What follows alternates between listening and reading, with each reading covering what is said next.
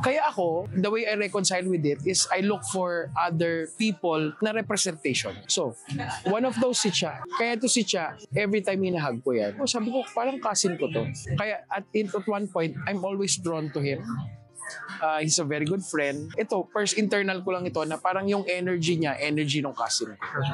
So, ay binubuhos ko yung pagmamahal ko sa gano'n. Yung tatay ko, hindi niya nakita ito. So, nakikitatay ako sa ibang mga tatay. Tatay ni Ras. Nung last year, pumunta kami, bedridden na yung tatay niya. Sabi niya, nasa Davao kami. Sabi niya, sama ka? Punta kami kay daddy. Sabi ko, sama ako.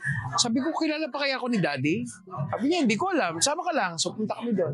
Pagpasok namin doon sa kwarto ng daddy niya, sabi niya, Max! Uy, nandito ka. Sabi ko, Dad, naalala mo pa ako? Sabi niya, uy, ikaw unang naniwala kay Rush. Wala na. Buhos na iyak ko. I was crying talaga. Sabi ko, Daddy, yakap na talaga ako. Bakit? In my mind, hindi lang siya tatay ni Rush. Tatay ko siya at that point. So, yung mga na-miss out kong experience, that's what I do. Kasi sila nandito eh. So, it's my own little way of reckoning na, okay, pwede naman pala ito.